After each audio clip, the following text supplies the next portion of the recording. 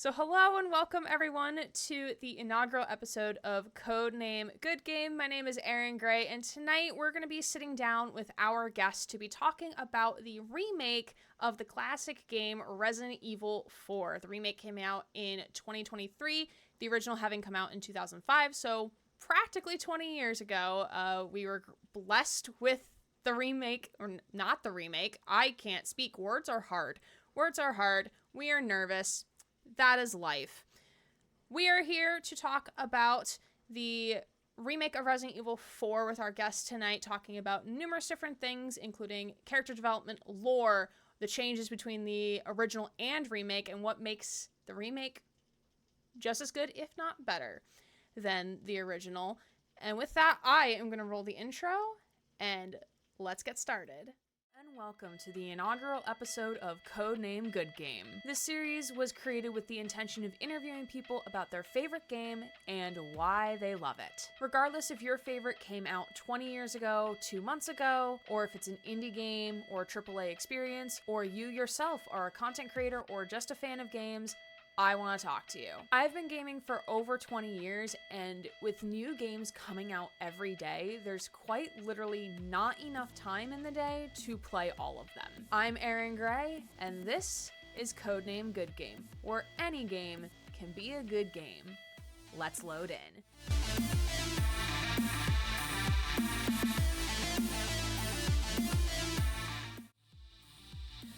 Hello and welcome. We have Noah joining us tonight. Noah, how are you doing, my friend, as lightning flashes outside my window?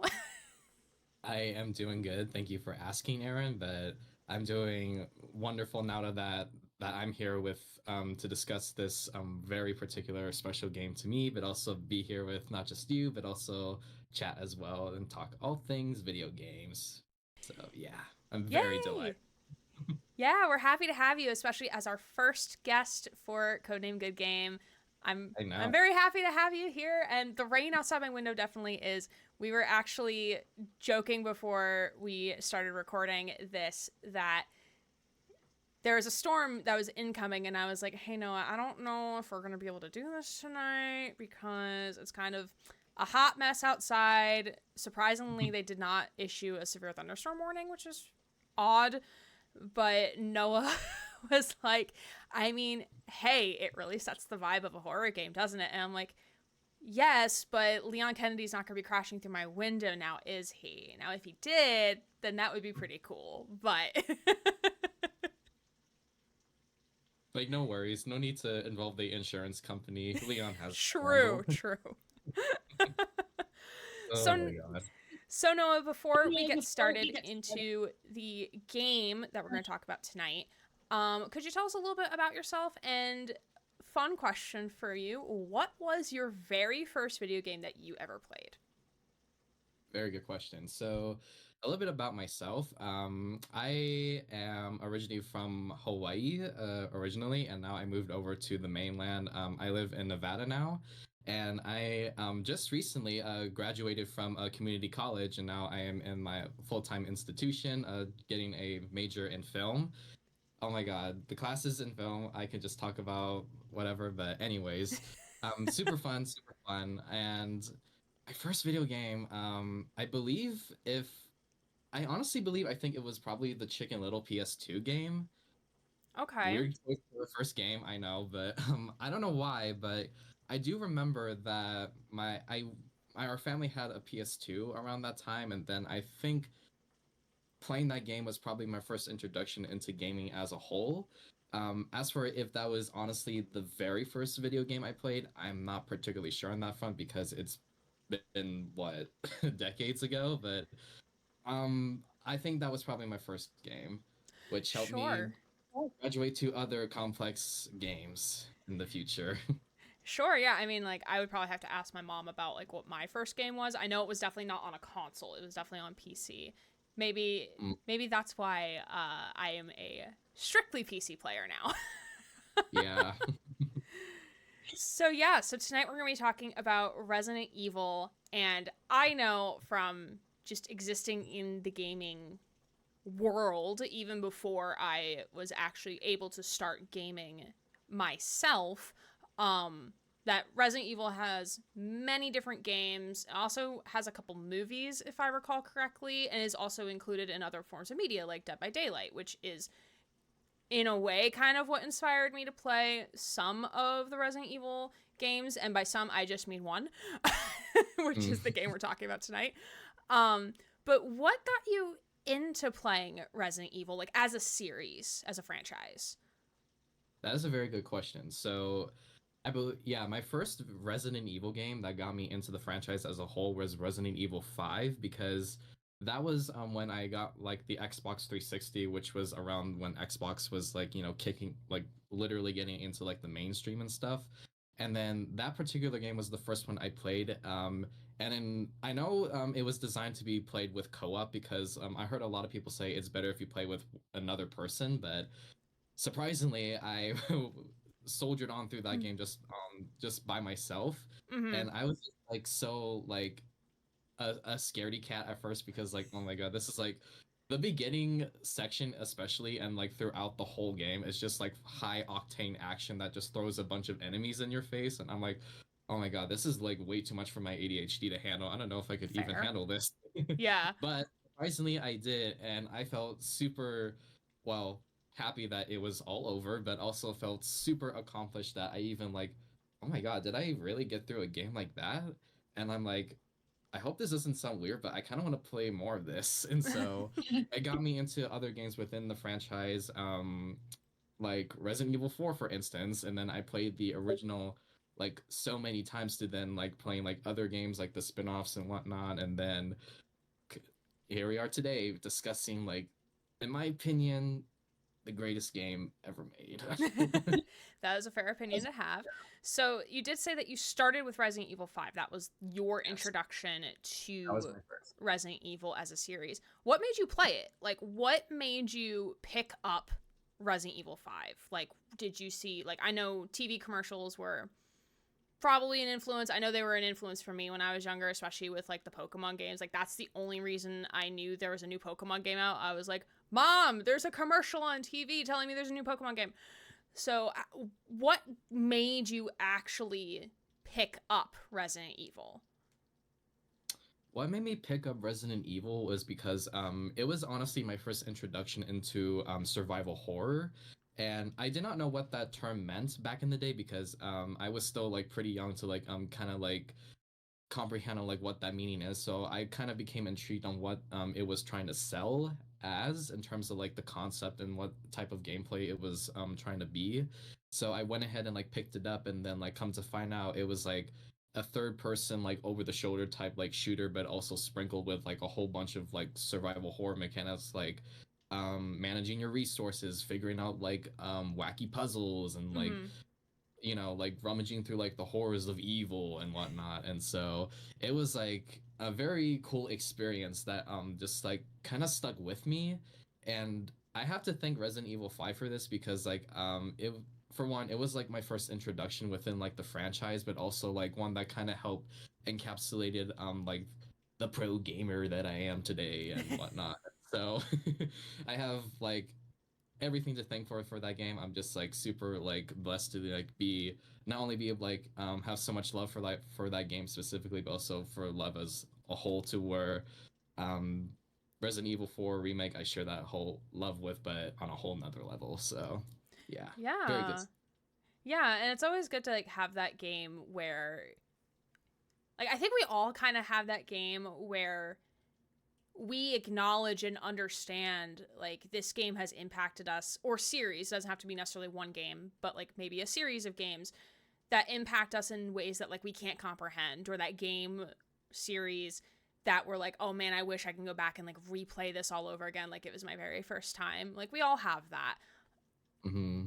So it's Yeah. really cool that like Resident Evil for you is that, cuz like for me, like even though like I love Alien Isolation, that was like the very first survival horror, even though it's not necessarily as survival as Resident Mm-hmm. Evil, just because of the mechanics of the game. Like Mm-hmm. I would not equate that as like a game changing game for Yeah. me, even though like I really did enjoy my experience with it. But still really cool that people can like, because I never would have conceptualize myself having like a horror game be that like pivotal moment for me as a Yeah. gamer. So that's really cool. That's really awesome. So And go it's ahead. fun that you mentioned that. It's very interesting that you mentioned that because like not strictly to Resident Evil, but also like any survival horror game or any type of game that is like considered like outside of your comfort zone. I like this like that feeling where like once you like complete like a game that is like strictly outside of the games that you play that you don't really play a whole lot of, but you get like a sense of accomplishment with it because like you kind of like not well as I said you feel accomplished but also kind of like have that sort of like feeling like oh my god I did this game where I thought I would never play in many years, but Yeah. yet I did anyways. And I felt like, I mean, that alone is a great achievement to even have in life. Like, for like, especially with survival horror, like, you know, as you mentioned, Alien Isolation, it's like one of those games where you feel like you would just like only watch YouTubers play, but once you like are playing the game, but go to the ending by the time that the credits roll, you just feel nothing but just like a whole bunch of like weight off your shoulders, but also a sense of accomplishment. It's So kind of funny how you say that yeah. with Alien Isolation specifically, because that's exactly what happened to me. I watched one YouTuber play it, and it became like my comfort like series of videos on YouTube for like a hot minute, especially because I was in my crocheting ADHD hobby Hmm. era at the time, and I was like 15, 16. So I would rewatch that playthrough while I was crocheting a blanket. And eventually like I worked up the courage to play Alien Isolation because I was just madly in love with the game, the lore, etc. So it's kind of interesting how you mentioned that because that's exactly what happened to me. Yeah. Especially with survival horror games, because I feel like once you get towards like the credits and like by the time you've reached the end, I feel like it's the game like telling you like, hey, even though it was very scary in the beginning, but by the time you got to the end, you've conquered that fear because you survived the horror within. Mm-hmm. So that to me is just like sort of like a meta message that I think these types of games, like I don't really think they intentionally set out to like try to be, but it's what I kind of get from when I play it and finish it, Mm-hmm. which is like just like a comforting but also just relief to have, you know. So Yeah, and I think yeah. like a lot with horror, generally speaking, like, and again, it may not depend on the type of horror. It can probably span all of horror, but all horror like stems from something, right? Our fears stem from something. And when you have that fear and being able to put it in a game and be able to conquer that fear in a game and being able to say like I did it, whether it be playing the game and scared of seeing the alien and that's why you keep hiding in lockers every 3 seconds because that's exactly what I did. I swear it took me like 30 to 40 hours to do my very first playthrough of Alien Isolation. It's an 18-hour campaign. It took me 30 Yeah. 40 hours and I wasn't even streaming it. Like that was before I even knew streaming games was a thing. And Yeah. being able like at the very end, and it was on novice mode too, so I was on baby difficulty, and at the Yeah. end of it being able to say like wow I did it, and then notch it up another difficulty level, and then turn around like some odd years later I now have all the achievements, which means I had to play it on hard difficulty to get the final achievement, and being able to like look back on that and be like wow, like this is where I started. Like I started on novice mode, hiding every 3 seconds to now completing it on hard difficulty. Not did I die? Yeah, oh yeah, I definitely died. Definitely died. But like being able to like kind of see that and like challenge yourself in a way. And that's why I like games. Like many reasons I like games, but games really do challenge us to think outside the box, to think beyond our perspectives and to conquer our fears. Yeah. Oh my god. Beautiful how you phrased it. Loved it. Thank you. I have to sometimes like come up with words to say when I'm speaking to students, so I'm glad it it works. No, you explained it very well as like I thought in my head. So yeah, that's how I think. Perfect. See, and chat agrees with you too. Thanks, chat. We love chat in this household. So, I know how you said originally that Resident Evil 5 was your first game. And then you went back to like play some of the other games, catch up, play the side games, etc. So, what made you play Resident Evil 4? Was it because like, oh, it's the next game, it's another one of the prior games, or were you recommended to play it like after you played RE5? What made you play it? So it made me play it because of Resident Evil 5 specifically, because like the game, because I right off the bat I did notice that Resident Evil 4 also utilized the same gameplay system that Resident Evil 5 did, which was like the over the shoulder perspective and like alongside with the survival horror mechanics. But I was kind of confused at first because for one, the graphics kind of like had me flabbergasted at first, because like I was like, why does this game look so moldy?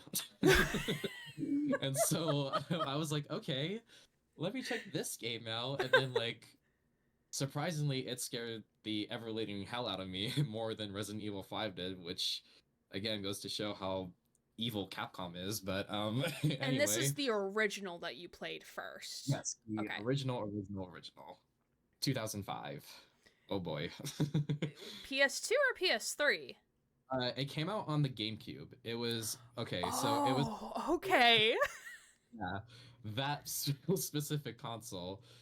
And what's interesting, and this is actually a fun. Can I mention this? The development history of Resident Evil 4. It won't take that Yeah, long, but sure, I go feel for like, it. Yeah. okay, so this was like around for those that don't know, Resident Evil 4 was like that one particular game in the franchise that was kind of like sort of like in a very weird place, because like the team behind Resident Evil wanted to was like had this like one idea, but then they kind of like threw it away either due to like technical limitations or simply because it didn't fit within like how they wanted Resident this specific of Resident Evil to be. Sure. And interestingly enough, like the first iteration that they had was like actually like a hack and slash game where you would play as like this super powered protagonist and would just like go around just like murdering a whole bunch of people. And Shinji Mikami, the series creator of Resident Evil, liked the idea, but he did not feel like it would be appropriate for Resident Evil. So they went ahead and made that into what we now have as Devil May Cry. So that first I Oh, the Devil May Cry franchise. that's And the so second, cool. interesting. So the second iteration, yeah, this was I think dubbed the Fog version, I believe, and this was when like they finally settled on Leon having the protagonist, and this is when like they kind of conjured up the whole with his iconic jacket that you play in the first out half of the game. And it would involve him like going like into like this castle, but then like he would be like infected with like by the virus, which was like through transmitted through like a fog type of thing, and literally like the Mm. fog would be like its own enemy. And they were like actually halfway through completing that version of the game, but then they realized, oh wait, this specific enemy with like the fog is like way too much for the GameCube to handle, so they just Mm. completely started that whole idea off the table. And they're like, okay, let's make another version. And then they kind of stuck around with that same concept, but interestingly enough, the third iteration would have taken Resident Evil towards like a whole paranormal approach, like towards like the supernatural. Oh. And it wouldn't involve like Leon like there's actually a footage of this on YouTube if you look up like Resident Evil 4 like fog version or whatnot. If there was like you would see like Leon like in this like mansion environment just like scouring about, and like literally like there's like a whole bunch of like supernatural stuff that comes towards him because like he's envisioning this shit in his head. Like a whole bunch of dolls like with hooks and stuff like literally come towards him and just like try to murder the ever living hell out of him. And there's like this one enemy which is like very infamous within like the community called the Hook Man, where it's like, as the name implies, it's literally a man with a hook flailing around just chasing Leon down. Oh, damn. And yeah, it's like very funny. And I don't know. I think yeah, that version eventually got thrown away because like they because he it would have involved like him like switching in between like what was real and what was not. Like there was like two like worlds that they had like implemented, but Mm-hmm. they found that was actually impossible to do because like it had the engine that they were working with at the time just kind of had trouble like rendering and cutting and transitioning towards those two types of modes, so they just kind of like cut that out completely. And what's interesting is that there was also he would also be accompanied by a dog. Like he would literally have like a dog companion that was like I think also zombified, but not really. And so that whole idea got discarded. But the concept of the dog, though, that actually spawned another game from Capcom called Haunting Ground. So, Oh, that's really cool. and it's very interesting how Resident Evil 4, like all these like unused ideas kind of like spawn other types of like games and franchises for Capcom to use to where they become successful in their own right. So in a way, like Resident Evil 4, the original was like a game changer in many different ways. And this was like when they brought on like the like series creator Shinji Mikami, and like he literally like wrote the original story in like just 3 weeks, Oh, which wow. yeah, like literally 3 weeks. So Mm-hmm. if like if you play the original, you might be there are certain moments where you're like, wait, why is this happening? Like who is this character and why is Leon talking to that person and whatnot? No, it was literally because like the dude like wrote the story in 3 weeks simply because like okay, the budget is kind of getting to a point where we can't spend too much, so we just have to get this out of the way and whatnot. But Mm-hmm. also from that point on, it also in Resident Evil 4, the original, also was like the birthplace for many third person shooters because it was actually the first game to like have like a third person like over the shoulder camera.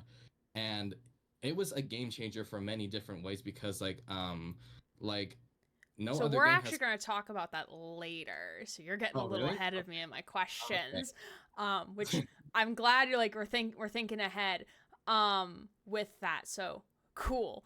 Yeah. Just to give people more of a context in case of people have never played Resident Evil before, or if you're like me who played it but kind of forgot the plot, because again, the plot in my eyes was Leon's arms. So I wasn't necessarily paying attention to the rest of the game. So again, Mm. for those watching, this will contain spoilers. Could you give us like a mini plot recap of Resident Evil 4 remake, the remake of Resident Evil 4?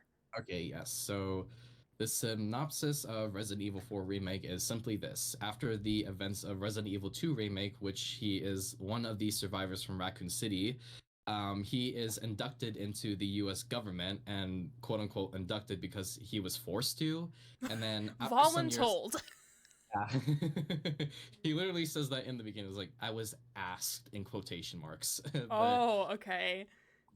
so yeah, he gets into the government, trains to be a soldier, whatnot, blah blah blah blah blah, and then like, oh my God, shocker, U.S. President's daughter's kidnapped, and then what did he do? Hey, let's ask that guy who has a whole bunch of trauma on his shit to come rescue our daughter. And it's like, oh okay, and then he accepts it instead of like sending their whole military force to go look for them Mm-hmm. instead of dude.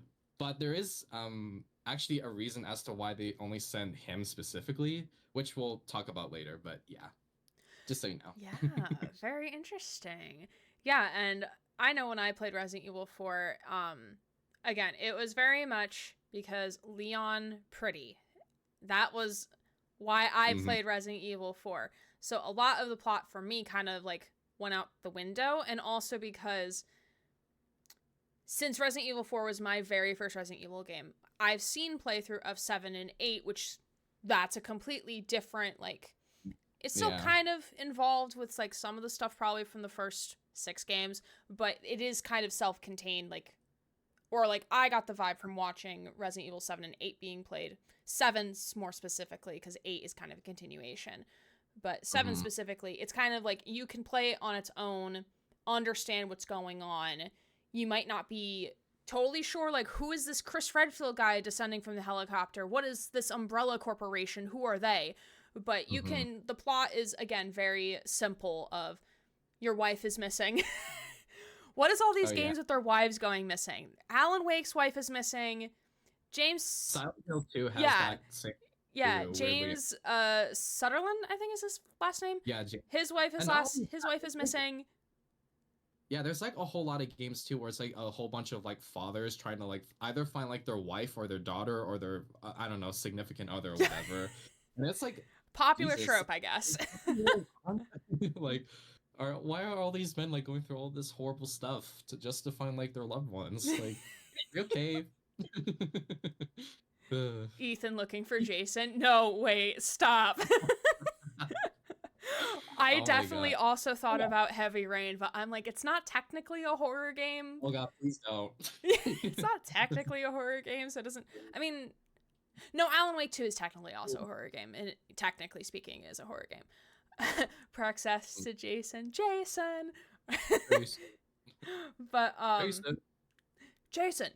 That's how I summon my one coworker. His name is Jason. I will round the corner to his office and be like, Jason. He's like, Oh hey, my what's god. up? And I'm like, hey, I got a question for you. He has no idea what the reference is. And I'm like, let's keep it that way. Oh my god, you should. He's like gonna be like scouring the internet just for like, why she keep calling me this? I'm like, no. It's best trust me. I think I've tried explaining it to him before, but I don't think he understood. But that's okay. Yeah.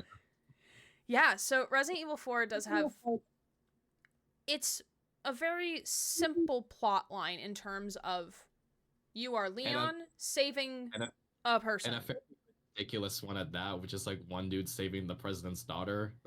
Yeah, but then like as he's there in, was it Spain? Spain. Yeah, Spain. Spain. Mm-hmm. He kind of starts to uncover more stuff. Like, it is more than just a president's daughter being kidnapped. It's more than just that. So do you want to like kind of explain like kind of like the through line of the plot, like what kind of happens like as he ends up finding the Ashley being the president's daughter? Yeah. So I think what I'll do is like I'll basically kind of like just like go over like the plot, and then like once like we reach like the specific endpoint as to like they exit the village, I'll talk about the overall lore of the village, that's section alone specifically, if that's okay. Does that work with you? Could we save the lore stuff for later? So like let's just give like a through line of the plot, so kind of everyone's on the same page of what is the plot. So in case if we start jumping around between things, because ADHD brain, my brain is prone to do that, everyone can kind of be on the same page of like what is the plot, what is happening. Okay, so Resident Evil 4, yeah, it starts off with like the first he basically is like going to like the last location where they believe Ashley was seen with those two cops. Mm-hmm. And he then goes after that one cop simply because he was like taking too long to take a piss or whatever, and so he investigates it, and then he goes in like the cabin and like finds like this like one weird dude that and then like he asks like, hey, do you know where this girl is and whatnot? And then like out of nowhere he starts attacking him, and then is like, what is going on? And then like he goes like in the basement and then finds like the cop all like murdered and stuff like that. He did. And then yeah, brutal. Very did. And then proceeds down to the main village area, and then is like, oh my god, this is not bingo whatsoever, bro. One of the classic lines. I know, it's like, I feel like that's like the moniker for like this entire game. Like whenever I think about Resident Evil, I think back to that one particular line. I think we all do. Where's everyone going? Bingo? Like, it's so stupid because it's like after this all the blood and murder, but then like Leon just jumps in and says, yeah, bingo. Or like if you're like me and I decided not to murder anybody and just run around the village because I'm like, oh, it's gonna time out, I will just run around because Leon has infinite sprint. So yeah. So the village people get summoned away. They go bye-bye. Yeah, and then like well, is it okay if I spoil this, because like it's from this is okay. Be as spoilery as you want. Yeah, okay. So for those that are wondering, like there's like a bell like from the church area that rings. For those that are wondering, well, how did that go off? That's actually from Ada. Ada was the one that pretty much rung the bell, and for him to like essentially like get all like the attention that he's getting away from him. So yeah, thanks Ada, babe. She's still looking out for him. She still cares. But yeah, so after that, he then goes to like the lake area because like he gets like I think like a call from Hunnigan, who is like the person like from like just like directing him on like where to go and whatnot. And then like he just from there he finds Luis, which we'll talk about later because we have a lot to talk about him. But anyway, he finds Luis and then legitimately gets obliterated by uh the big cheese, which he calls like in the original but does not in the remake. Chief Mendez is like his like canon name or whatever, but yeah, he gets obliterated by him and then gets like injected with like Las Plagas, which translates to the plague in English for those that don't know. Fun fact. But yeah, yeah, he gets injected with Las Plagas and then like they wake up like I think in the ironwork, yeah, the ironworks factory, and they kind of like have like a little spat here and there, but then as what Leon immediately caught on the like, oh, are you looking for this missing woman and whatever, and then he's like, where is she? And then like I don't know if he, I forget if he tells her where she is specifically, but anyway, they get ambushed by this one dude that attempts to kill them, and then like they kill him obviously, and then like Leon then like descends like further to the church area and then like has to like do a whole bunch of puzzly shit just to like I get remember in that. those. Yeah. Oh boy.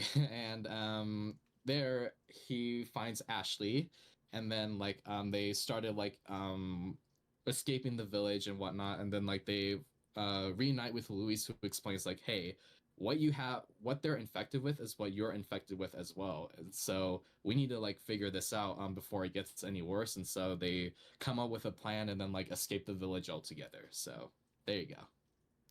Yeah, and you can continue to the rest of the game as well. Oh, I can continue like towards like the end. Yeah, we can like Oh, we can be totally as spoilery as we want. Yeah. yeah. Again, I'm cuz just I want people to understand like what is happening. So as we start jumping around between things, it could be followed a little bit yeah. more. All right. Speedrun mode. Here we Yeah, go. speedrun. Let's speedrun it. Yeah. Yeah, so yeah, they enter the castle and then immediately get ambushed. How they survive that whole catapult section, I have no clue, but again, that just goes to show how That Leon is little my fucker, the Ramon. oh, Ramon Salazar. Oh my Hate god. Ramon with a passion. Oh, we'll talk about him What's later up? on. Wait, because the in-game lore stuff about him is just oh my god. You're gonna hate him even more when I explain about him.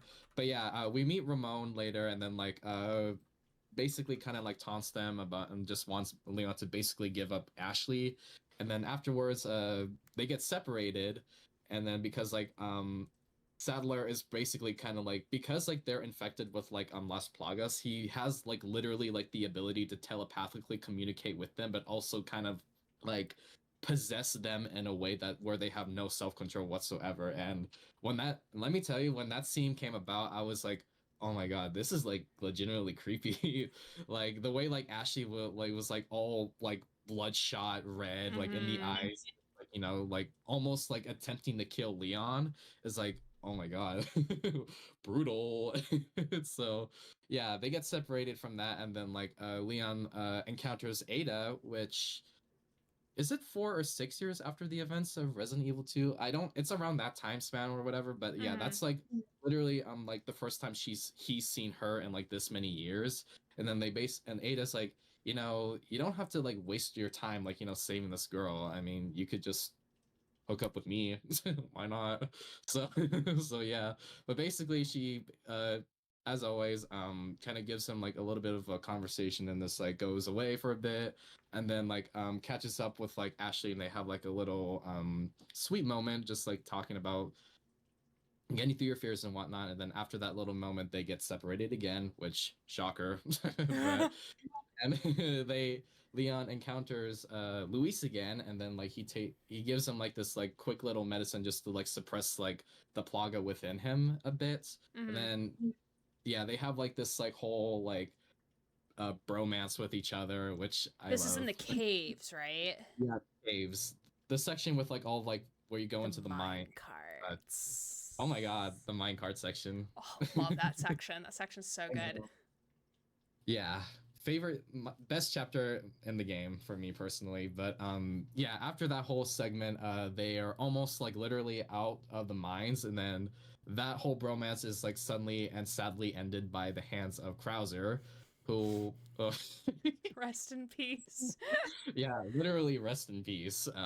Which we'll talk about in a moment. But yeah, Leon's former sensei, and then like they have like the iconic knife fights that we all remember Mm-hmm. from the original 2005 version, and then yeah, and then basically Luis dies sadly enough, and then like Leon's like, "Don't worry, I'll continue your mission and whatever," despite the fact that you are ex Umbrella. So yeah, and anyway, Leon gets like a tip from Ada about like having to like where Ashley is, and like he encounters Ramon and then obliterates him into pieces. Oh my god! And then after Thank that, God. almost gets Ashley, but too late. And then like Leon and Ada are reunited again, and then talk about like the stuff that in Raccoon City, and then like as always, Ada hooks away, like hook shots away like Batman, and then just leaves him hanging.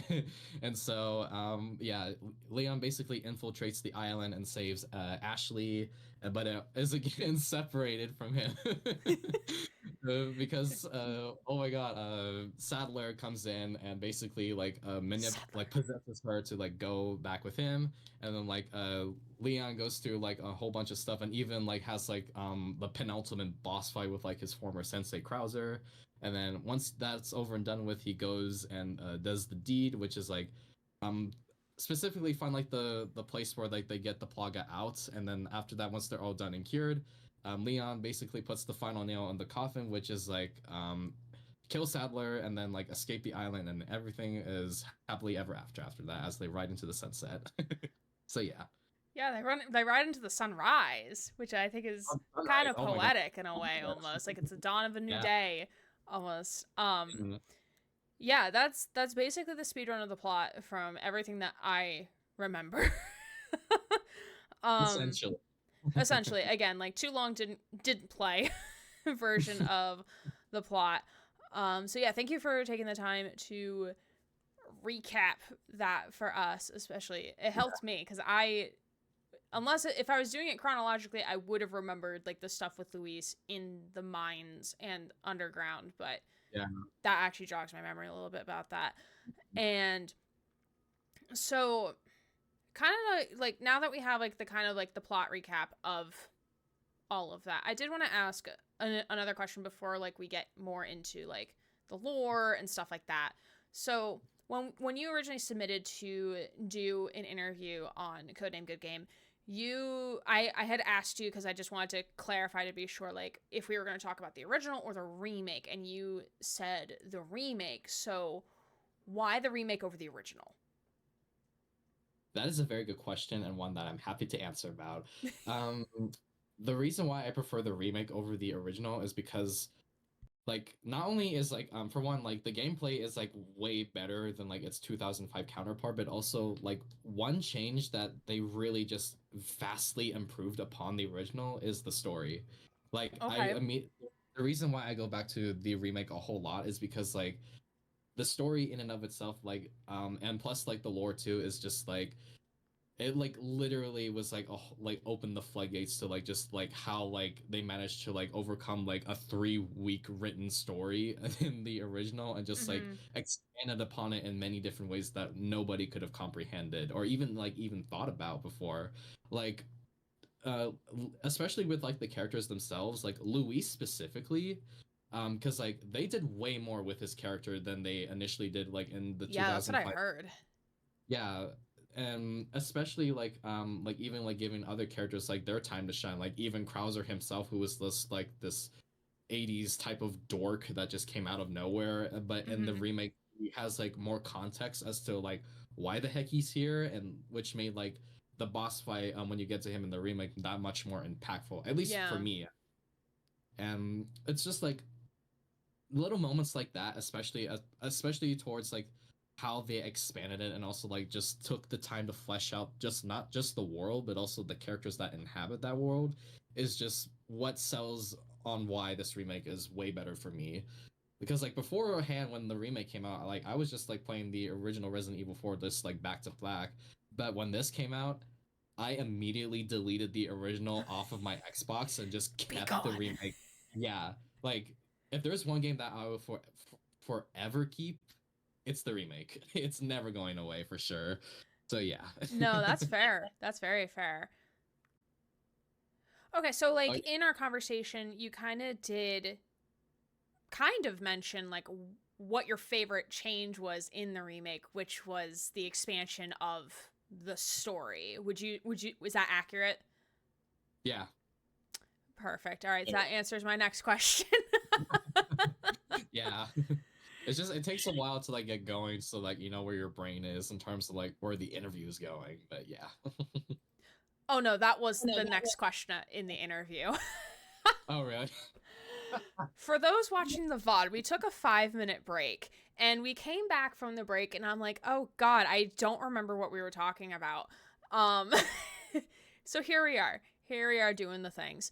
So yeah, so talking about the changes, the good changes, I would say, because I think I've never seen a playthrough of the original Resident Evil 4, but I think if I had or tried to play the original, even before like I even touched the remake, I think I just would have quit playing the game. Just because like for me personally, like I need, if I'm going to play a game like Resident Evil or Alien Isolation, like we were talking about earlier, where it is something very much outside of my comfort zone, because like I normally don't play horror games. That is not my vibe. So for me to play a horror game of some level, like I need to be kind of invested in the story, or in the case of Resident Evil 4, Leon's arms, which eventually led to the story and also like just being mad at Ashley the entire time, because I'm like, why is Command Ashley Oh control and not another key? Because crouch should be control. Yes, as a video nerd is putting in chat, we need a good story because horror is not my go-to. Exactly, that's exactly how I feel. yeah. So I definitely would have turned away from the original game if I had played it when it came out, or even now if I never played the remake. But you did talk about how they expanded on some of the side characters within the remake of the game. So we'll talk about Leon in a second in his character arc.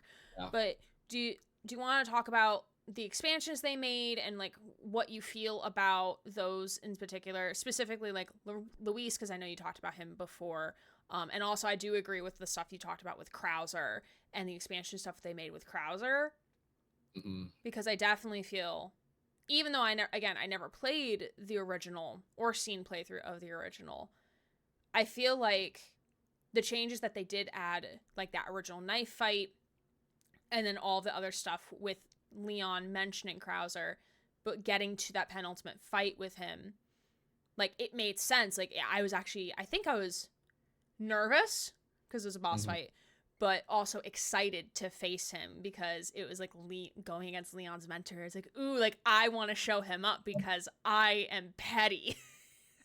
Like the buildup is like very intense too. It's like they give you like a good reason to like just like make you want to hate. Oh, especially because there's that whole gauntlet that you do before you get into that actual arena, right? Oh, let me tell you this, Aaron. The gauntlet in the original, you would have hated it. And that Oh. is like in the original, the gauntlet area is just muddled with like a whole bunch of like unnecessary traps, like robots, for instance. They now have robots. What? Yeah, In my Resident Evil, there's robots? What? well, in the original Resident Evil 4, Yeah. they kind of swap the robots out with turrets, which is like a more logical sense. But in the original, there's like a whole bunch of like robots and even drones that would just like try to like ambush Leon out of nowhere. So, and for some weird reason, like that is also like right off the bat when you enter the gauntlet area, Krauser's already shirtless already, which is like super weird. So it's like, okay, hold on, what am I'm I sorry. entering here? I forgot he was shirtless? What? Well, in the remake, he still has a shirt on, but he unveils the shirt just when he goes Super Saiyan mode. But in the original, he's already shirtless, which is like very weird. Like, dude, like you're leaving nothing to the imagination at this point. Yeah, very very. It was a different time back then. It was a different time. Because I know they did make some changes with Leon's dialogue specifically. Not to necessarily make it politically correct, but like not as insensitive, I think is the word I'm going to use. Yeah. Especially the stuff with like Ashley's character, because like in the original, like there was like a lot of like innuendos that kind of like rubbed me off the wrong way. Like I Yeah. know like they're probably were just like doing it specifically for you just to get like comedy out of like a very dark situation, but either way, like it was still kind of like off-putting in a way. But in the remake, they obviously toned it down a bit because like, you know, like times have changed and whatnot, and so but yeah, that stuff I'm just like, yeah, that's a change that I can accept. Just like make Ashley just like a normal character and not like, you know. No, that makes So, sense. And yeah. especially because like Leon already has like some pretty good quips. Like I would equate his quips to like Peter Parker in Spider-Man Remastered, like on the PlayStation and PC, with like the level of like just like how funny the quips are. Like again, like who the fuck's gonna say where's everyone going? Bingo? Like who says that? Leon Kennedy says that There's shit. also It's some like so good. yeah, there's also some like also some clips that on that did not make the cut in the remake, but like one of my favorites is when Leon meets Salazar and then like he obviously goes down like into like the tunnels in which like he faces off one of like the his right hand, I think, basically the Mm-hmm. large scaly creature or whatever. And like legitimately like Ramon like calls like Leon like on the phone, like on the radio, and he was like just like lambasting him and just like, you know, I sent my right hand to dispose of you. And Leon's like, oh, your right hand comes off. And then like Ramon's like just all crybaby and just like, you know, like breaks the entire radio system because of that one clip. It's just like, Love that. oh my god, dude. Love that. To circle back before we fully dive into character development with Leon as like a sideshow over here, Luis. So you said like Mhm. there are they expanded like the plot with Luis and that he takes more of like an act kind of like almost like an active role in a way, like you get to see Yeah. more of him. So tell me more about that. Yes, and I'm very glad you brought that up because this was like honestly one of the changes that really surprised me when I first played it through is just Mm-hmm. how involved Luis is this time around, because like in the original, like he's like you kind of like you kind of get a sense from the beginning like he's gonna play like a bigger role, but then like as like the game went through, he is just like, you know, just like, oh, killed off suddenly, and then like we pretended like that never In happened and in the original, was he killed on camera or off camera? on camera. And On what's camera, okay. interesting about that is he's actually killed by Sadler in the castle Sadler, okay. section. Yeah, he Oh, was so killed he's by killed off earlier. Yeah, he was killed off way earlier by Sadler, simply because like he got like the medicine and stuff, but is like, you know, suddenly like gets stabbed in the back by him. But in Mm-hmm. the remake around, like he gets killed on like later on, but this time by About like the Krauser. halfway-ish mark, if Yeah, not about a little after around the same halfway. yeah, around the same time or same midpoint in terms of like the overall narrative. It's just the way he died is different. So Yeah. yeah. It definitely felt like his death had some weight and merit to it. It didn't feel like, oh, we only asked Luis's actor to voice this many lines or whatever, so now we have to kill him off because like we can't pay him to do more lines or something like that. Like it felt like, Yeah. as someone who is very much new to Resident Evil 4, it his death did have some merit to it. Or like Yeah. another analogy I could make is like, I don't know if you've ever seen the show Lost. I've seen it. Okay, so like some of the character deaths, and not to fully go into Lost conspiracy theorist because I could do that, but like some of the character deaths, like people could argue like just felt like they had to because like the cast was too big, or the contract with that specific actor like ran out, or the person wanted to leave, so they had to write the character off. So like those didn't, like in some instances, don't feel like had a lot of weight to it because again it didn't match with how they wanted the story to be portrayed. But with Luis, like I feel like not necessarily that there was a resolve, because his death was like, I don't think anyone here wanted Luis to die. Mhm. I certainly didn't want him to die.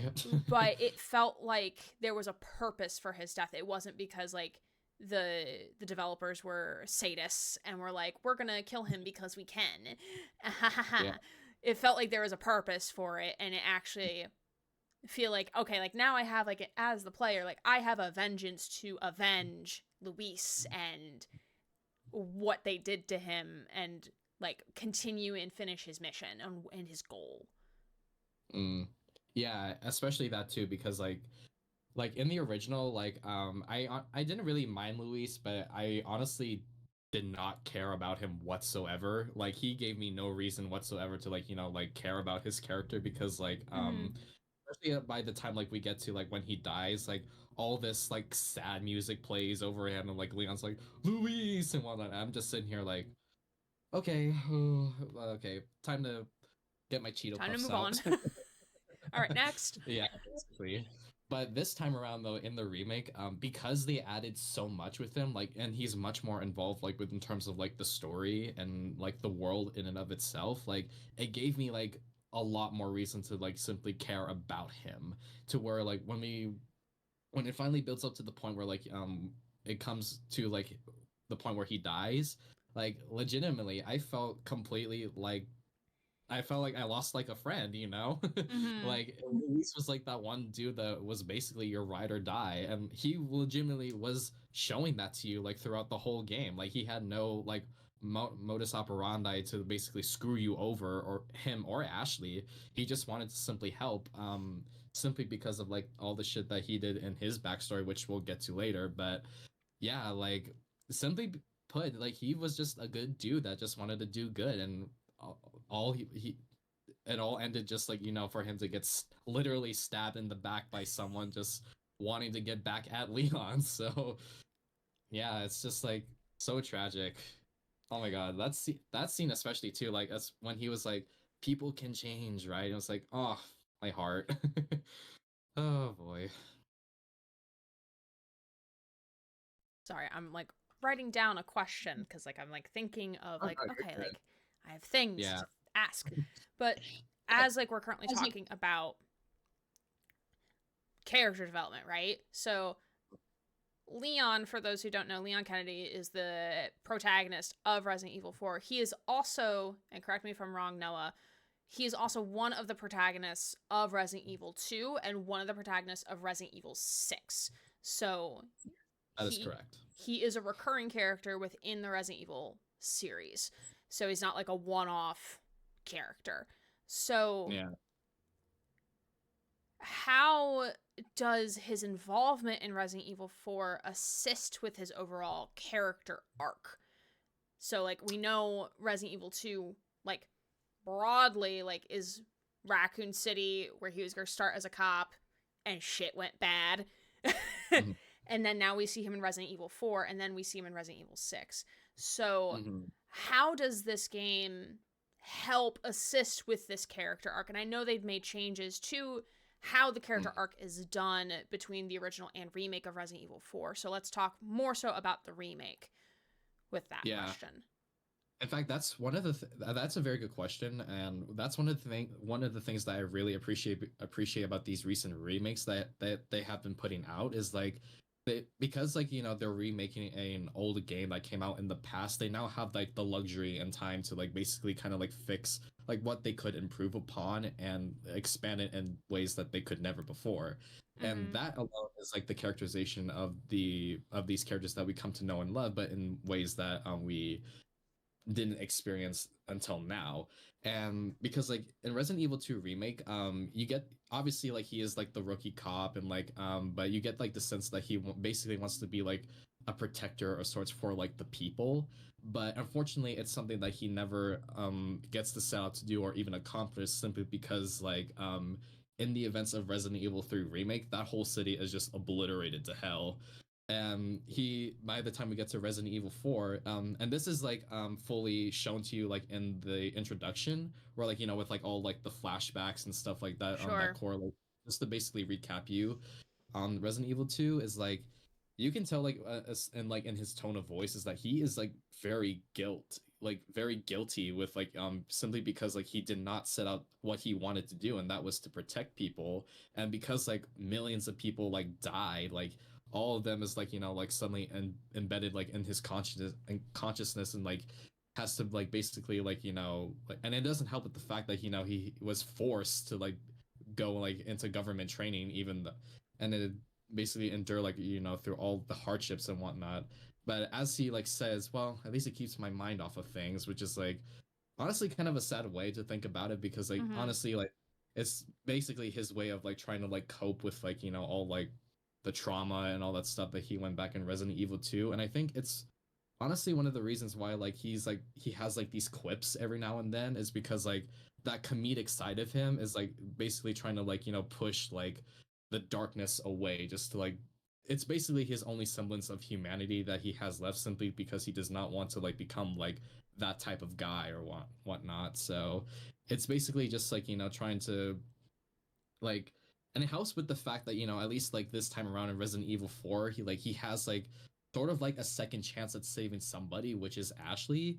And I feel Mm-hmm. like this is what kind of surprised me, is like this is sort of in and of itself like kind of like a redemption arc for Leon specifically, because like even though like he has never done anything bad outright, he still felt like he was like, guilty about like not having to save like the people that he wanted. And so this, for him to like basically go on this mission and save one person, I feel like it obviously won't like, like reconcile with the fact that all of that will go away in time, but it will give him like somewhat peace that he finally attempted to do, which was to, you know wanted to save somebody. So that alone, I felt like, is what really like, like what I found just completely like poignant about it, is just like him just trying to like fulfill like his only wish through. Yeah.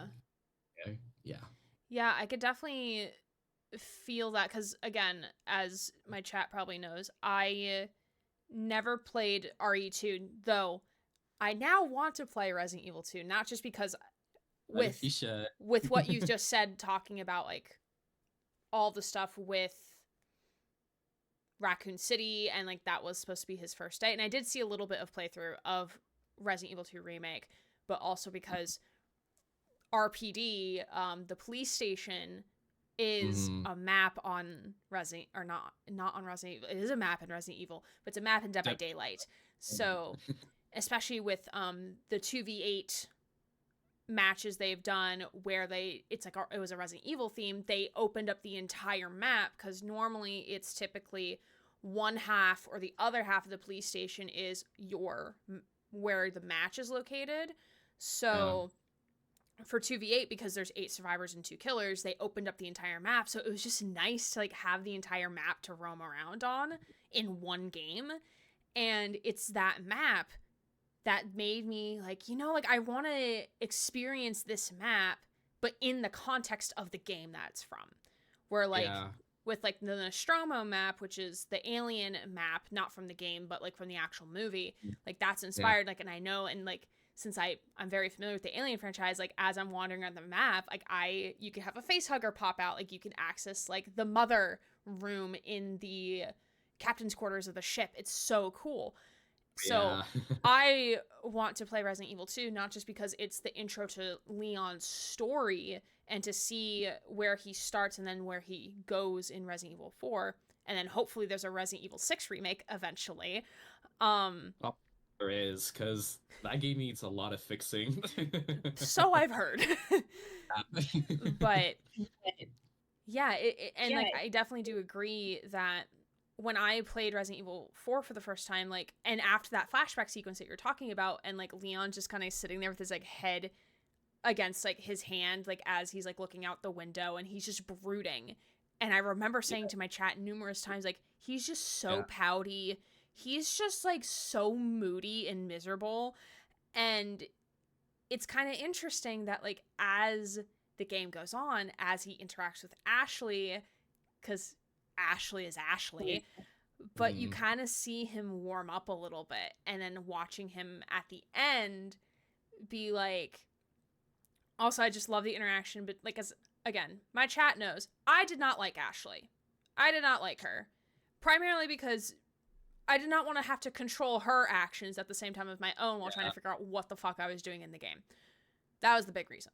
But as a character, she's very interesting. And it kind of opens up Leon a little bit, I feel, in terms of like opening up this soft side that you were kind of talking about with him wanting to help people, and like this is his second chance essentially. Yeah. Honestly, that's very interesting that you mentioned about like your perception of Ashley, because like when the remake came around, I was very interested to see about how people would react to her.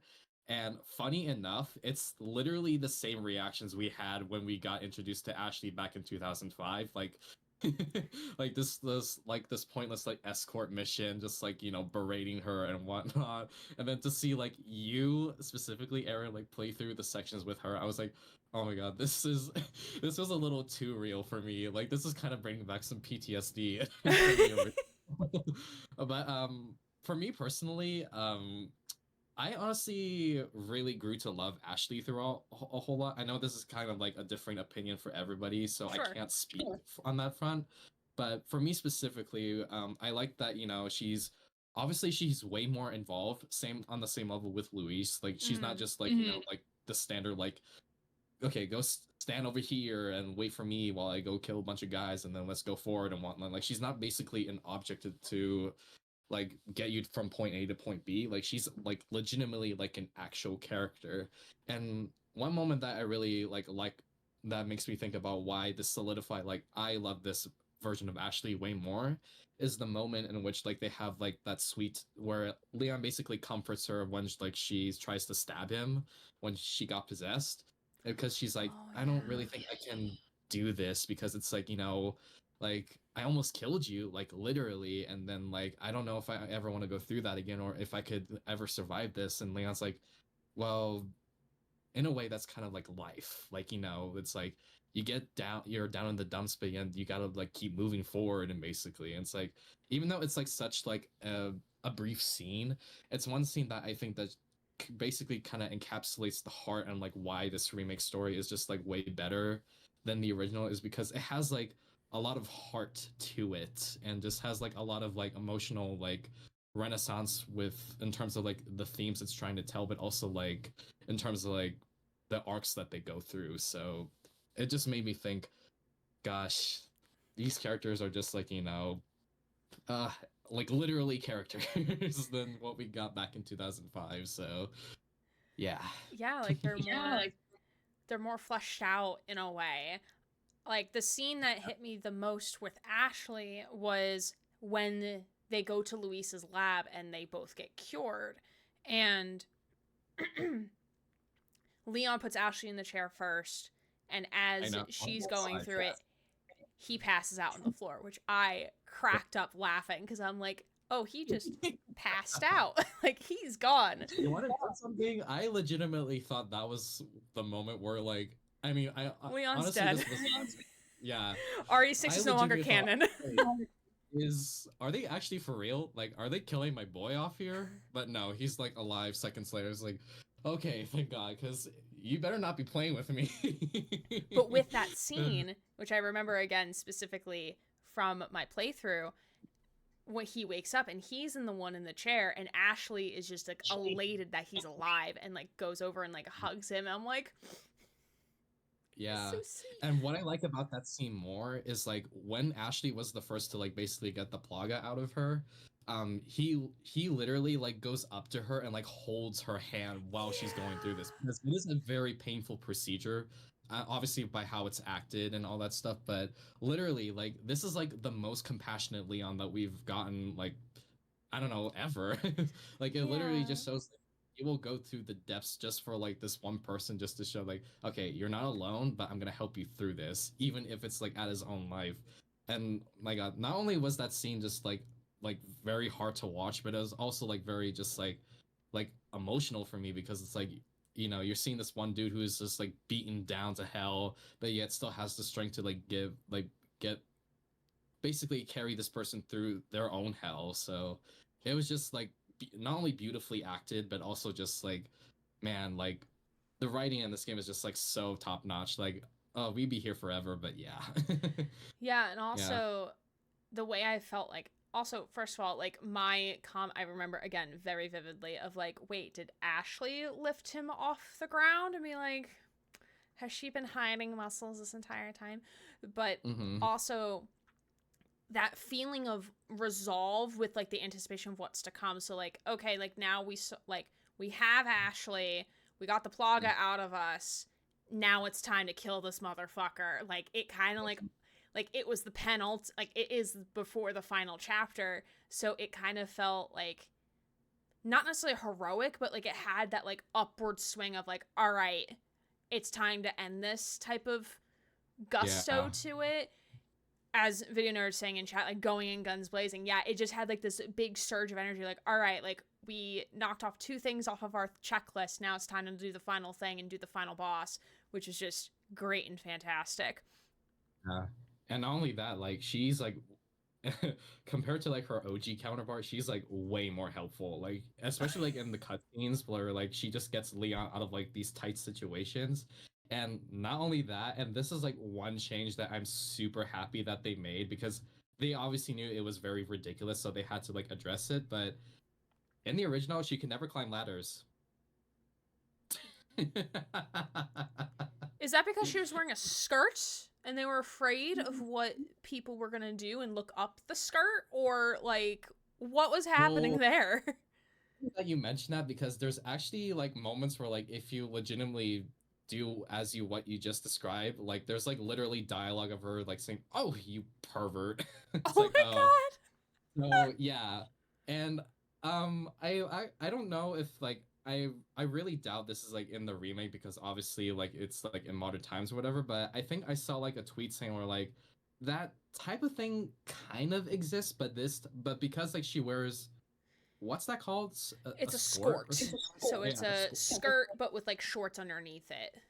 Yeah, yeah, basically that as you described. Like, I think I saw like a tweet where of someone like trying to see if like what happened in the OG still applies in the remake, and in a way, if you point the camera in a certain direction of Ashley's model, like she will legitimately look directly at the camera, but with like an angry face, like saying, "No, you're not, not this time."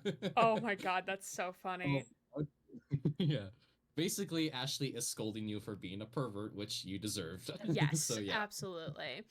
So honestly, good on not just the devs for like being like just maturing, but also like good on Ashley for addressing, literally facing those weirdos down and just saying, "Yeah, I see you, but you're not seeing me."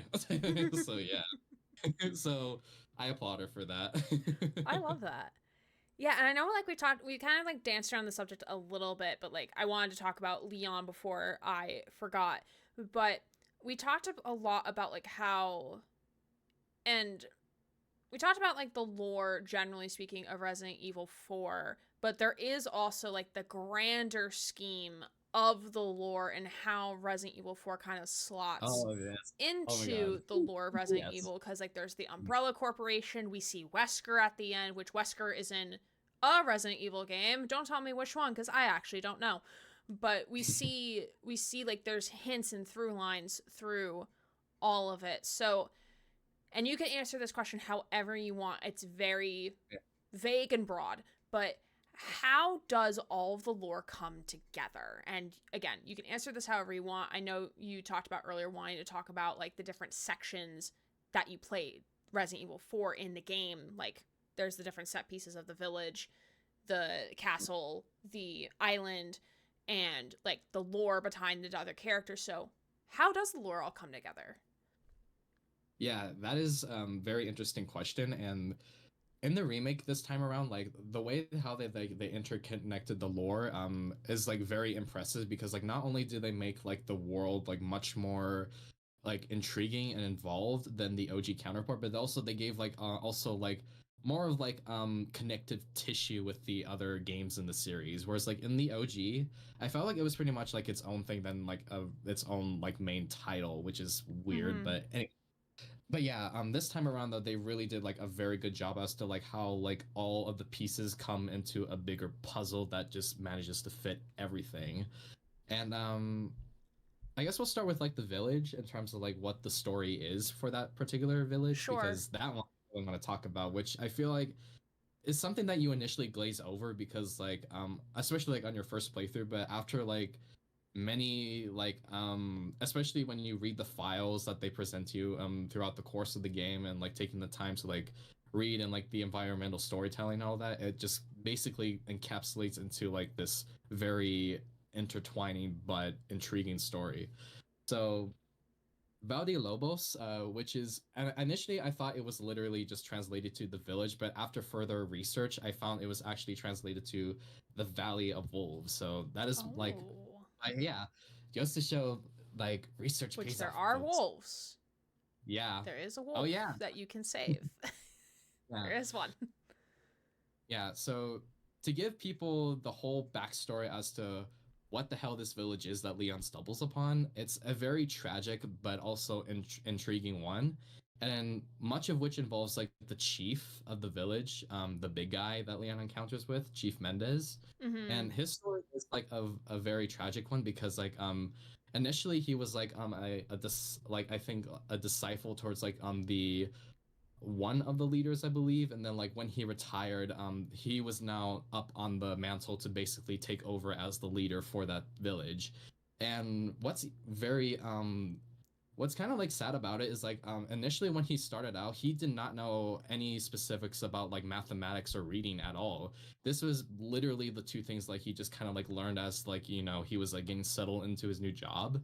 And upon further inspection, when I was reading like the lore about the game, like in the files and whatnot, he would like actually just like take the time to like teach the children of the village about how to do math and do reading and all that stuff, and even like listen to like a single family's grievances over dinner that he would have come over by night. And what's so sweet about it is like one of his favorite hobbies, which you is very present in his manner, which you come Mm-hmm. into later in the game, is like he loves to take photos. And what I like about that specific aspect of him is like he wants to like capture every single moment of like his village because he wants to display just how proud he is of how far they have come. Mm-hmm. But this also didn't help with the fact because like they were also like in a time where like there was like a sickness which they called in their perspective the madness, which I assuming it's Las Plagas, but I'm not entirely sure. May But have been a variation. yeah, maybe a variation, but basically it was literally like killing the people, the villagers off one by one slowly as like the years went by. And so he was like trying to find ways to like basically get that to like at least cure whatever was causing that.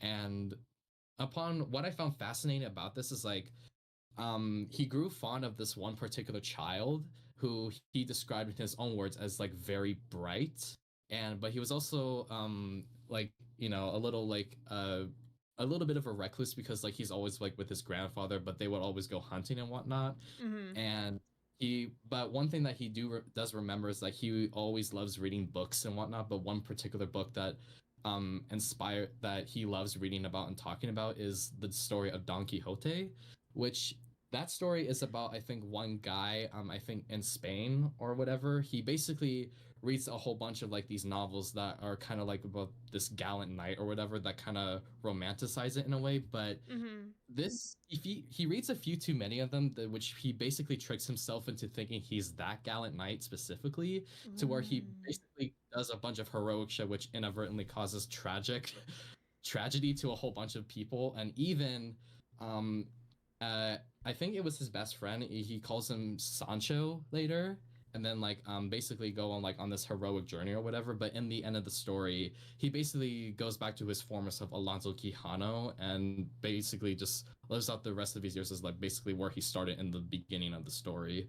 So but what I like about that story is like it's basically well rounded in terms of like what it means to be like human, but how to navigate it in the world through a child's eyes specifically. And this Mm-hmm. correlates to the kid character that I mentioned, which I'll expand upon further on as I explain it. But yeah, as soon as like the grandfather dies suddenly because like is like infected with like the madness, and like they basically came to the conclusion that hey, if this is gonna spread, then we need to like kill him essentially. So they like burn down his house while the boy watches, and then the next Oh. day the boy disappears. And I think a few weeks later, he begins to like open this village more to like the outside world because like obviously like they needed resources and whatnot to basically expand upon like just to survive basically. And this actually does help them in the long run. Like they were able to like like open up trade with other people to where they were able to um like construct the ironworks factory, which Leon and Luis wake up later, and also the fish Mhm. farm, which Leon goes in to get like a key for the boat in the lake area. Yeah. After that, but this was also his downfall, ironically enough, because this attracted Ramon's cult, Los Illuminados, and they basically were like they essentially just manipulated the hell out of him, and like they were all like, hey, we heard about this madness, but we have something to give you to cure that madness. Which, shocker, it was Las Plagas. They basically injected a whole bunch of them Oh. with that and essentially just make them all their puppets. And what was disturbing about this is like all the children actually died off from Las Plagas. Like they did not bond with it at all. Like they just all perished. And what's interesting about this, like you can actually find their graves like in front of like the chief's manor. It's on like on the right side Oh. of Okay. the Yeah, village. I remember that. Yeah, I was initially confused at first on what those were because like, wait, is this a whole bunch of like wood? Like what is this? But after basically doing a whole bunch of detective work with like the lore and like trying and connecting what it is, I was like, oh my god, this is like literally like their gravestones of the children that perished. And the El Gigantes that you fight, the one where Leon fights with like the giants and stuff. Yeah, yeah, yeah. Those are actually some of the children that have bonded with the Plaga. And Oh, that is damn. and there's actually like a file that you can find like in the game where like they as like they grew to like like gargantuan sizes, they actually tried sewing clothes for the giants so that they could at least be some keep some semblance of humanity. But obviously they grew so much that they basically had to like get like a zealot from like the castle to put like an incantation on them for them to basically be in eternal slumber. So Oh, yeah, that wow. explains like the whole like El Gigante part. And then like I believe like Chief Mendez also gets infected. Well, obviously he gets infected, but with like a superior strain. But what I found interesting about that is like um there's like some semblance of humanity that he still keeps that you don't really that you kind of like can concur if you like roam around his house, because this is actually one moment that I did notice that a whole lot of people miss, including you, Aaron, is like Called out. especially I mean, it is like an optional place to go back to because it did involve like a side mission or whatever.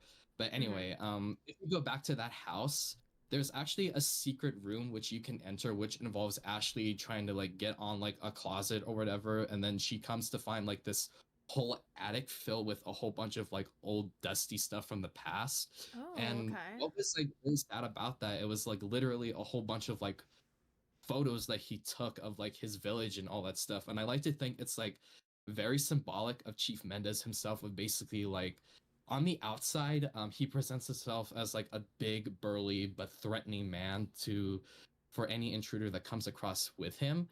But he keeps of all semblance of humanity like within like his attic, which is like his mind. And Mhm. like the way and how like it's like presented is like so striking to me that like I honestly did not want to kill him when I read all that stuff like in the game. Like when I like was learning more about like his history and like what he went through, like, and by the time we got to like the big boss fight in the farmhouse, I legitimately did not want to kill him whatsoever. Like I found myself like really empathizing with his struggle simply because he wanted to do whatever to keep this village his village, and which Right. is basically his whole entire family like alive, but was tragically manipulated simply because he was too kind. So yeah, and that was so sad too. But and I also like that boss fight too because not only again is like there's a lot more space to fight him now, but also like I like this like the representation like it's shown through like the visuals and stuff of like because he like is so like obviously possessed by like the plaga or whatever, he and like there's like a whole bunch of fire around him. I like to think it's like symbolic of him, of just like the fury or the fire within him to like go through the depths to like serve like the one and only god that he serves now. And it's Or also like, like the passion that people will oh have yes. for something that they're like so like like when people say like I'm going to die on this hill, like Hmm. that fight like with this context kind of feels like he's going to die protecting his village in a way. Yeah. And this was something that I really wanted to touch upon because I feel like initially I feel like this is not a story that a whole lot of people would grasp at face value because Sure.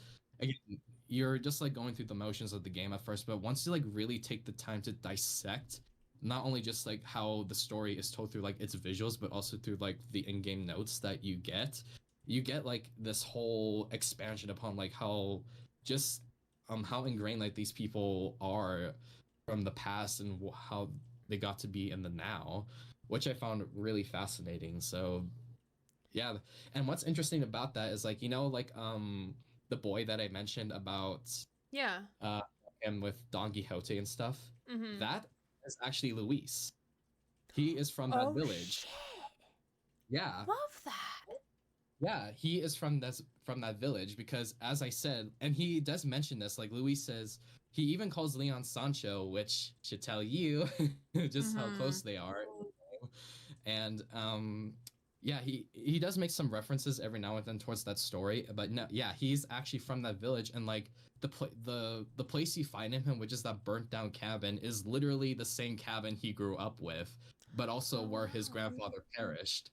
And what's interesting about that is like if you go back to that specific cabin afterwards when it's like all nighttime and whatever, there's actually like a notebook left behind and it's literally like his grandfather's dying last words about oh like please look after like my boy or whatever, like I hate to think of how he'll grow up without me and all that stuff. And so it's like oh my god, this is like so Big tragic. sad. Yeah, Big but emotions. literally this is where like all of like my research into this game like legitimately paid off is because like I took literally was like trying to like literally connecting the pieces of like how it was told like in game but also like through like the files they give you and was just like connecting all these like little pieces of the puzzle and like legitimately coalesce into like a bigger picture that I could never imagined. So Yeah. Yeah, and yeah, I just love games that are just like you understand the lore. Like if you're just casually playing, like what I was doing, I was very casually playing it. But like when you choose to dive deeper into mm, the lore, into like just not even just like the overall lore of Resident Evil, but like just the game specific, like it unearths like so much more. Cause like when you yeah. experience like, cause you don't, if you don't experience it through the game, like it's not like it's taking away much from the experience of playing the game, but it Yeah. certainly enhances it in a way. Yeah. Especially with what I just explained, and when I go back to recent playthroughs this time around, it makes me have like a deeper appreciation of just like how just not only expanded upon like the world is in the remake, but also just how just interconnected everything is. Like it just Mm-hmm. feels like it's just all like connective tissue, basically. So Mm-hmm. yeah, it's very good stuff. Very good stuff. For Yeah. time's sake, would you rather talk about like the castle and or the island, or do we want to talk about more how does this game interact with the larger Resident Evil universe, the Resident Evil cinematic universe, if you will? Mhm. I can talk about the castle and island section for a bit because I mean I did want to get the village stuff out of the way because like I Mm-hmm. felt like that was the one particular location that I felt needed the most explaining and definitely Sure. deserved a spotlight on. But Sure. the castle island section I can definitely talk about because like I can basically like go through them and just like in a pinch. But basically Ramon's family bloodline started off as not just it initially did not start off as bad because like they were actually from what I've researched like throughout the notes and stuff, like his family initially started off as like medieval knights that were like fighting off the plaga that they found underground their castle. And it was so cool. Like it was literally like the modern day police in their time, like Mm-hmm. just fighting off like, a bioorganic weapon that they did not know what it was at that time. Mm-hmm. But I think as like the years went by, like his family bloodline kind of like, and much of his ancestors were doing like a weird like weird shit. Like I think one of them, I think it was Gregorio the Second. Like he basically wasted all his money and just like littered the entire castle with a whole bunch of crazy mechanisms and whatnot, like traps and such, which explains why there's a whole bunch of weird shit in that Mm-hmm. castle play of Leon. And yeah, and after that, what's interesting about that is like the bloodline was actually going to end with Ramon because he actually came down with a life-threatening disease, and his Oh, mother, okay. Catalina, was like, "Oh no, we need to somehow like get the bloodline going because like if he dies, then we all die." And so she made like a pact with, well, in her own words, the devil, which was Sadler, and then like basically Sadler actually killed Diego, which was Ramon's father, just Oh. so that he could get in close like with Ramon, and then injected him with like a superior strain of Las Plagas, and that is where he literally becomes like the Joffrey of Oh, in okay. he Yeah. does like a bunch of like fucked up shit. Like in one of the notes, he explains that like there was this housekeeper that where she witnessed, I think, like a maid calling him Pulgarcito, which I think Mm-hmm. means little thumb in Spanish or something like that. But basically, Ramon was so offended by that comment that literally he like splashed acid in her face. It was like, no, Oh, no. yikes. And we'll go Yikes. on them power trips and whatever and all that stuff.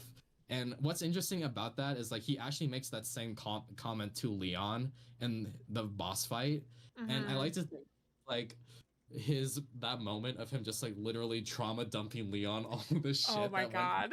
Like, it was literally like that was literally like his own version of therapy for him. It was like he was And now literally Leon needs to go to more therapy. it's Doing like therapy for both of them. I mean, don't get me wrong, folks. It's good to vent every now and then, but don't do it Yes. when you're like a humongous, like acid spitting monster and whatever, Yes. and all that stuff. Yes. They are not Certainly, licensed trained professionals. yeah.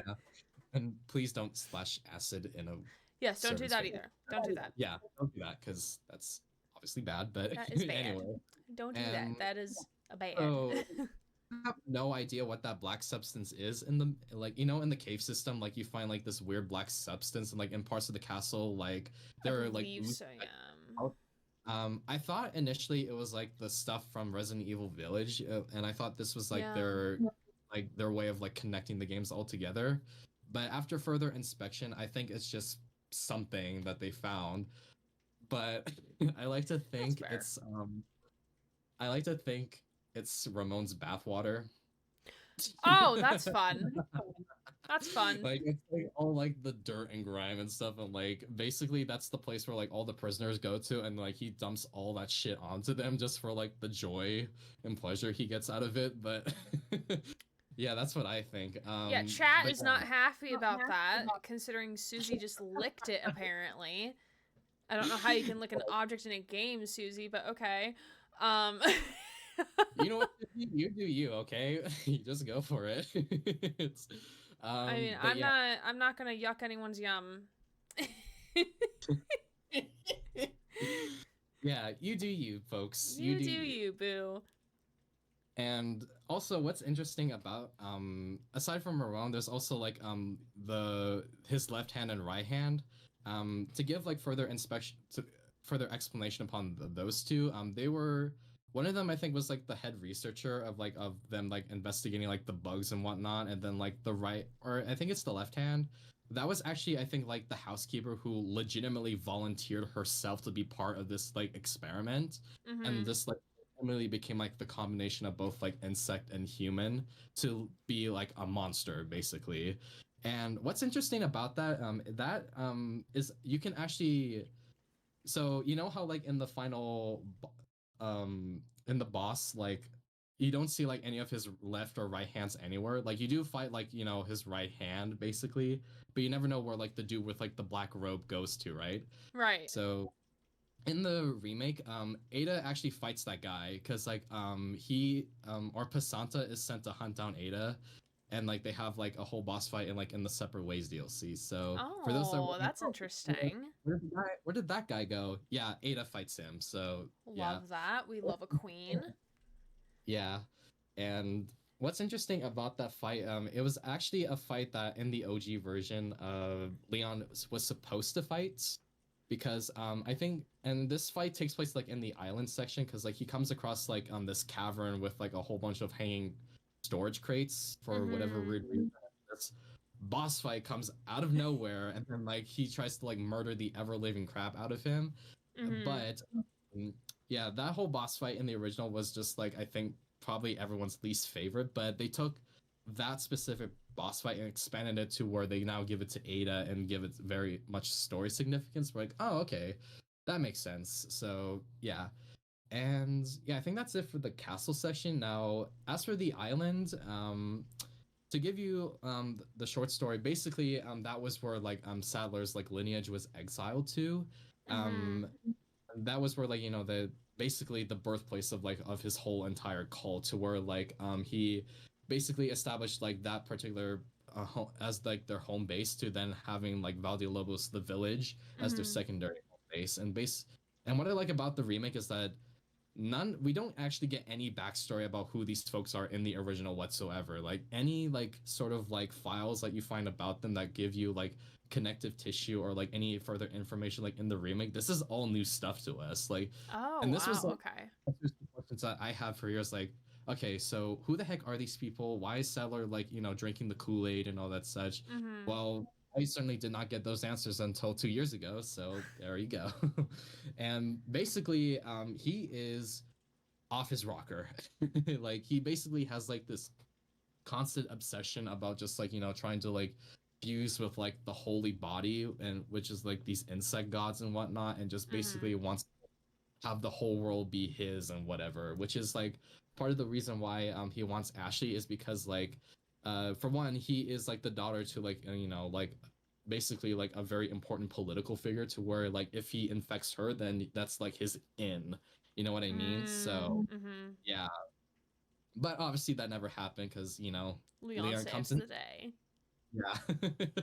Which he should get a medal for, I mean honestly. So Honestly, yeah. he should at this point. Yeah. Yeah. So thank you for explaining the lore of the different areas of the game.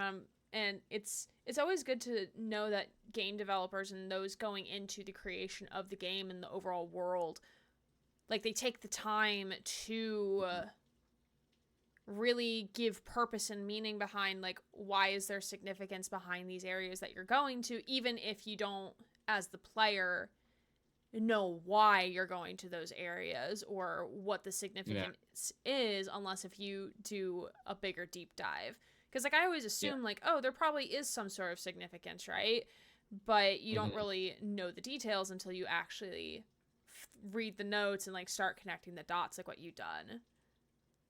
Yeah, that part too, because and I think this speaks volumes as to why I prefer the remake more is because like when I was playing through the story, like I realized like there were certain moments where like you normally don't get from like any games, and that was like it legitimately invokes emotion out of you Mm-hmm. because like in the original it legitimately never made me feel anything whatsoever. Like I mean sure it made me laugh and whatnot, but I was like never gung-ho for like any of these characters, well except for Leon because I mean Jesus, look at Leon. him.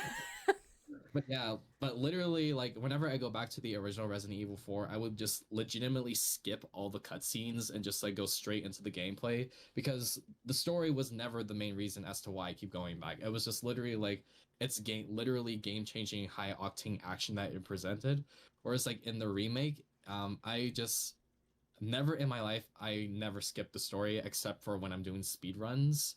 But Sure. other than that, like, I just like, you know, like want to like, you know, like feel the motions of like what these characters feel and just like be like, like go through like, like the horrors and whatnot, and just like, like come out strong and whatever. So, Yeah. and that's just uh I could talk about this all day, but either way, it's just that's that's basically like my stance on the remake of Resident Evil 4, especially is like, yeah, I do it for the story. Oh yeah, that's for sure. Like there's definitely games that like I like the gameplay of and may not be playing it for the story but playing for the gameplay. And then there's definitely games where like I am playing for the story. The gameplay may Mm, suck, but like I am playing it for the story. Um that side comment before I get to my next question, it kind of leads into it. Speedrunning? You're speedrunning it? Oh, I speedrun it. Yeah. Oh, that's I think fun. yeah, there's an achievement for it, and I did see Susie's comments about, oh, you can speedrun it. I mean, Yeah, you can it's speedrun anything, to be honest. oh yeah, but Resident Evil 4 especially because like it is a very long game. I think honestly, besides from Resident Evil 6, like I think I completed it around, at least for my first initial playthrough, it was around 30 hours or so. Mm-hmm. But because like there is like an achievement where like you can like complete the game under 4 hours or something like that, What? and I was able to So like fast. literally go through the store, like beeline through the entire game in just under 2 hours. No joke, you can do that.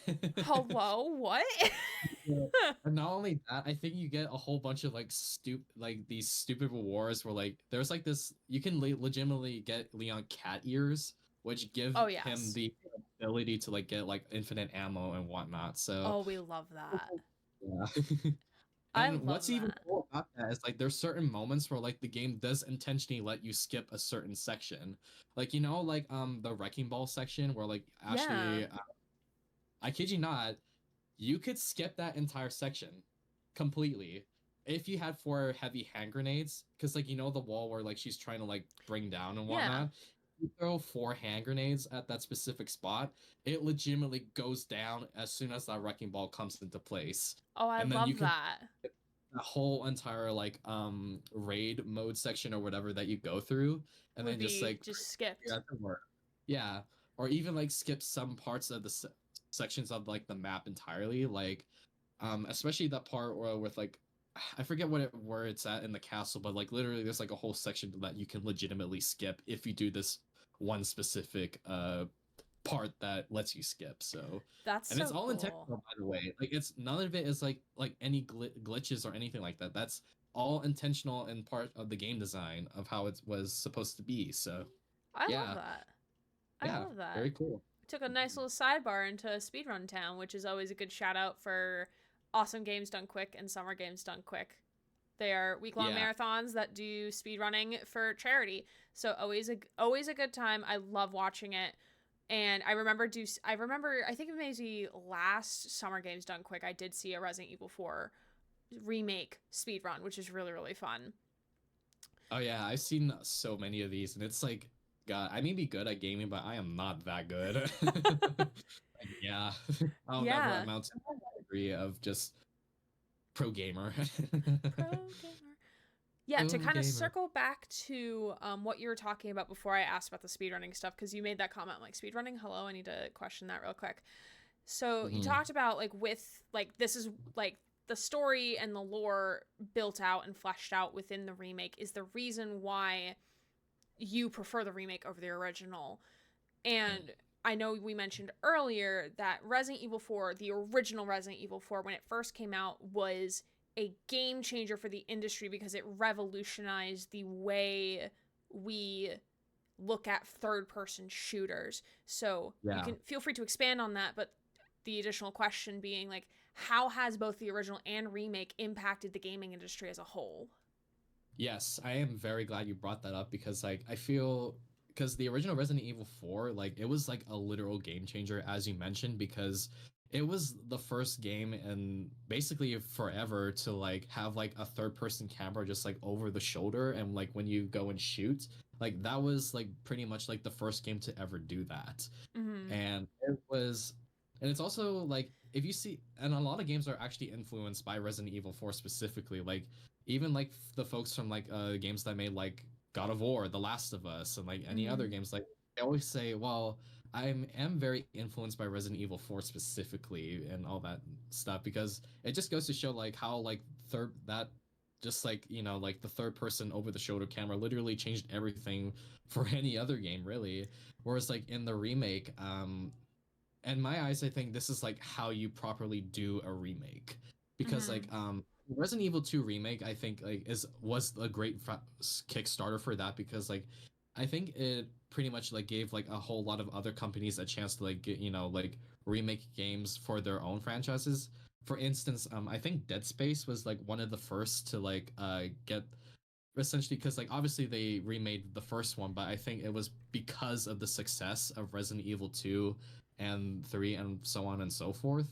But Resident Evil 4 I think is like a whole nother level as to like how you properly like remake a game from the ground up, not in terms of like how you respect it but also how you propel that respect towards you know in this modern version of how it is presented to people. Mm-hmm. Because it's just, and obviously I felt that when I played the game. It's like, man, this game it just loves Resident Evil 4 so much that Mm-hmm. I could that it could honestly be like literally anyone's favorite game, and you could like legitimately feel like the ounce of love like throughout that game. Like every single thing, it just is like a callback to like the past and whatnot, but also like their attempt at trying something like new and not afraid to take risks and whatever. And it obviously worked because like I mean I think Resident Evil 4 Remake is like it almost is close to selling like I think 10 million copies at this point in time. And like obviously like Resident Evil 2 Remake I think it sold I think almost about 50 million copies. So obviously it's showing like like they're getting like very successful with like the direction they're going. So I mean, hey, it worked out in the long run, so that I'm just I'm proud of to see how far this franchise has come. Yeah, and especially because if I recall correctly, the original Resident Evil 1, 2, and 3, they were all fixed camera angles. So like Yeah, there was a fixed like corner in a room or a hallway, and depending on yeah. where your character was moving to or from, the camera would adjust accordingly, but it was always a fixed camera angle, which And it also had if yeah. I was going to play Resident Evil 2 and if the remake was also fixed camera angles, I would not be playing Resident Evil 2 because I do not Yeah, like fixed camera angles. yeah. That too, especially because like and also quick time events too, because like that was also something that was like prevalent towards like in the OG RE4, Mm-hmm. whereas it's barely existent in the remake because I feel like if you were to put a game out just riddled with QTEs, I feel like a whole lot of people just won't jive with that. Mm-hmm. And that's something that I really do appreciate about like what the remakes have been doing so far is like they're like not only giving something like basically a treat for like the fans of the old, but also for fans that are like new to the franchise and I Yeah. want to like something like out from like what people loved about those games, but in a different light. And hence why like I mean, Resident Evil 2 remake, I mean, you've seen like, other people like, Brian play it and he had a heck of a time of his life playing that Oh, game. I And never saw him play the remake. I saw someone else play a little bit of the Resident Evil 2 remake. I mean, Um, and I did see like a few folks in chat say like, "Oh my God, please play Resident Evil 2 remake," and I it's on agree my with them. list. It's on my list. Trust me, it's on my list. Yeah, I'm saying, folks, like Aaron, just like when you have the time, just please go play Resident Evil 2 remake. I It want is to honestly, stream it, so that's the yeah, issue. I have to plan it. I promised I would play Miles Morales and Mass Effect 2 first. So those need to yeah, come first before I could dive into another oh yeah. Resident Evil or another game. But it is on my list. I promise it is on my list. Resident Evil Um, 2 Remake is actually my second favorite Resident Evil game, just behind Resident Evil 4 because obviously reasons that I just explained throughout the stream. And Resident Evil 7 is like my third favorite, and fourth would be either 5, and as for the fifth, maybe Village, but I'm not entirely sure. But anyway, go play it or stream it when you have the chance, yeah, Aaron. I definitely will. I definitely Everyone, plan. Yeah, I definitely plan to when I get through my other obligations for streaming first. And also like yeah. when it's like a more spooky time because I try to play like a spookier game once we get Oh, that towards too. Halloween Yeah. just to make it like not necessarily like I have to play Resident Evil at October, but it fits the vibe, you know? Because I don't Oh, really play a lot of horror games, so like it kind of fits the vibe. Yeah, that would make a very good Halloween stream, now that you mention it. Mm-hmm. Yeah. Maybe because Yeah. like it's yeah, obviously way scarier, but anyway. Yeah. We did Play get a like question in chat about would Resident Evil 4 Remake be a good Resident Evil to start with if you've never played before? if you started off Because as that's like the what I first did. I like game. if Resident Evil 4 was your very first game, would that be good, or would you recommend a different Resident Evil game to be the very first game as your introduction to the Resident Evil franchise?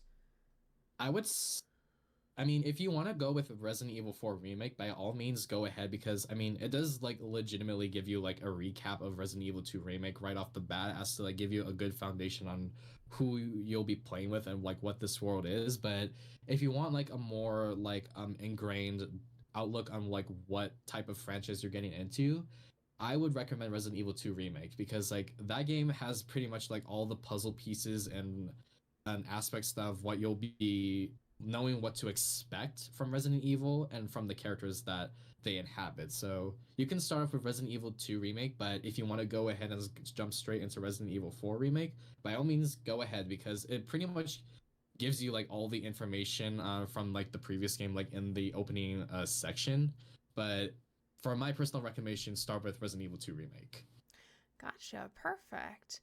And I think throughout the entire stream, we kind of touched on why Resident Evil 4 Remake is one of your favorite games or your favorite game ever as of right now in life. I don't think we need to necessarily recap that. So I think we can call this a good game. I think we could say GG, right, chat? Which Yeah. I have emotes for this now. Wow. Which, Oh, I can't wait to see. yeah, I have new GG emotes, which obviously, if you're watching this as a VOD, you're not going to see them populate on the screen. But the emotes exist. GG. Would you say good game? I would say good game. Tiny claps, yeah. Good game. Good game indeed. And So good discussion too. Holy crap. yeah. Good game, chat. And we did have one final question, unless if anyone else has anything else they would like to ask Noah, now is the time to do so. But as you may have noticed on the flyer promo image for this stream, I had an image of myself and I had an image of Noah who was standing with Leon's voice actor. And we did have someone ask in chat, how did that happen? Like, we need the story. So, like, could you give us like a quick summary of how you met Nick? Okay.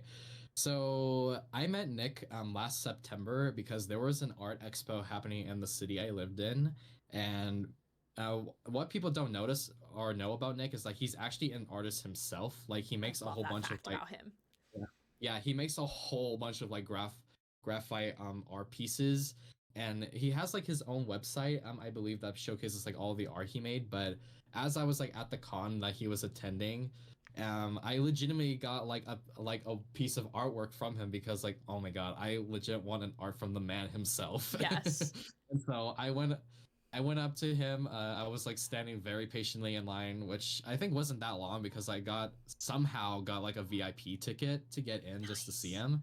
And then I met him, and oh my god, he is like the most sweetest person like on the planet ever, Aaron. Like he literally is Leon in a nutshell, but it's like just like so like down to earth and like um and we were just like chatting about like Resident Evil and basically and how much if you talk about Resident Evil Mercenaries, which is like the mini game about just obliterating enemies upon wave after wave, he will legitimately go on about that because he just loves Mercenaries a whole lot. But yeah, I basically got like a piece of like artwork from him, and then like he actually noticed my tattoo right here you can see because it's like he loves art and so much, and he just like could not kept his eyes off my tattoo, and he was like, oh my god, dude, like what is this masterpiece you have on your arm here?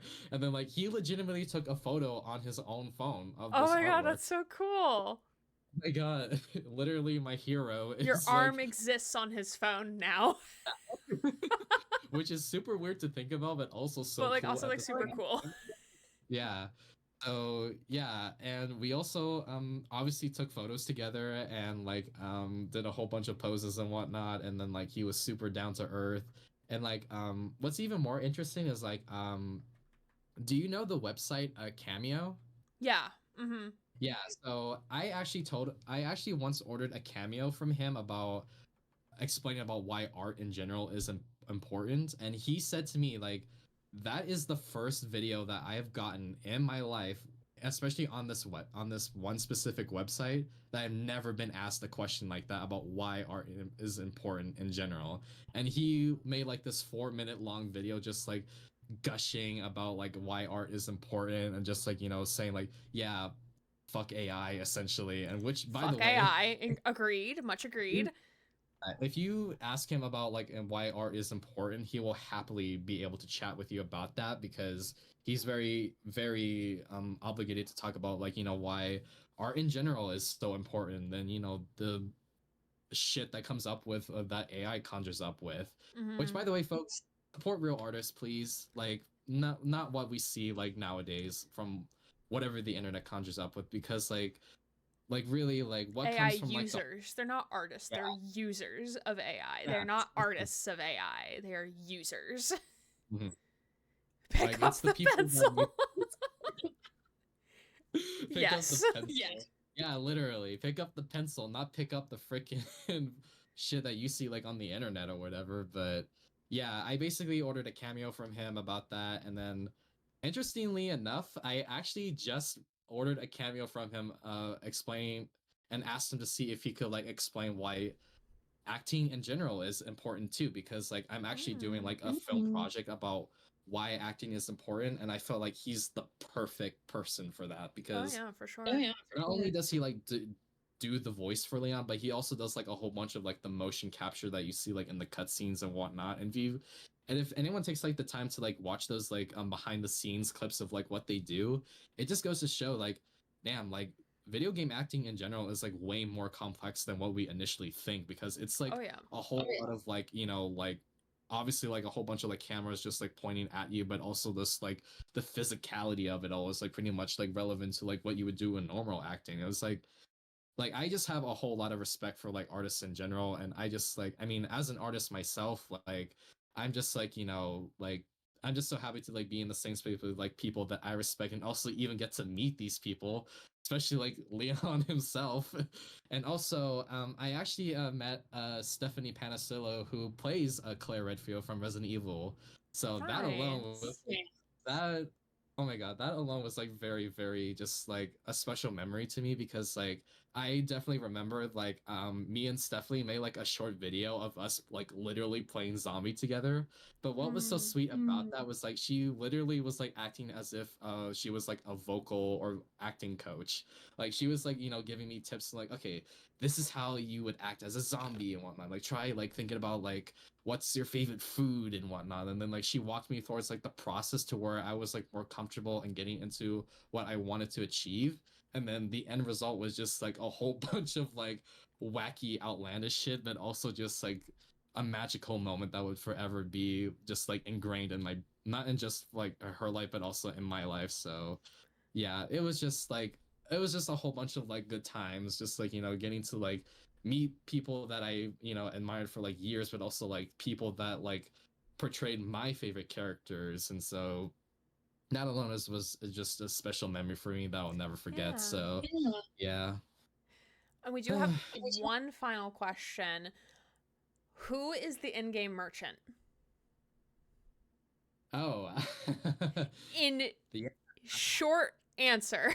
Like short answer. uh he's a pirate, I believe. Really? Yeah. Cause okay, to give like further context, I they don't really like explain as to who he is in the game, but Yeah. if you're in the shooting range, it's like Mm-hmm. all pirate themed. So I feel like that's like your only clue as to like who he is really. It's like, oh, maybe he is a pirate. Maybe. Yeah. Yeah. And he does like make a lot of like, the way like in how he speaks and whatnot Welcome, are relative like stranger. Yeah, especially that too. So Yeah. yeah. That's interesting. Yeah. Oh, and you want to know something funny? Sure. So Leon is also not the only one that he interacts with because, there's the Separate Ways DLC and Ada does interact with him. But there's also this one a short cutscene where like Ada legitimately speaks to him and like the merchant is like all like red in the face and whatnot, and she's like, "Oh, I'll just sell you these specific items other than like customer." And I find that so hilarious. Oh, Like like the merchant is just like intentionally keeping some of these items away from Leon and only keeps it for Ada to sell, which I I thought is love just that. hilarious. And then like like the jacket that he initially wore but somehow disappears off. I Like think he no so, longer yeah. wears it. Yeah. Yeah, that's actually explained in separate ways because like another villager like legitimately takes the jacket off from him and wears it as his. But if you give it straight to the merchant, he legitimately keeps that jacket. Oh my god, that's so So great. that is so funny. Like the fact that legitimately like you have this like $1,000 jacket that you just bought from like I don't know Louis Vuitton or whatever, and then also have you like be in the hands of like the merchant of the guy that you're literally like dealing with is so hilarious. So yeah. Yeah, I would not, to be fair, I would not be trekking out in the wild wilderness of a Resident Evil game wearing a $1,000 jacket, but that's just me. Yeah, I mean that's just the metaphor. I mean, I don't really know how much that jacket costs in real life, but I imagine it's I big see bucks. many. I saw a student wear something similar to that. I'm like, I love your jacket, but you probably don't know why I love your jacket because it looks like Leon's from Resident Evil 4. But if I try to tell you that, you probably are gonna look at me like I have three heads. So Yeah, exactly. Oh my god. well, I Well, think that wraps up our first episode of Codename Good Game. Again, thank you, Noah, for joining us this week. And again, chat, I think we can call that a good game. GG, put those emotes in chat. yeah, good game. Good game. Good game indeed. Resident Evil 4 is a good game, regardless of how scared I get playing Yeah. Resident Evil.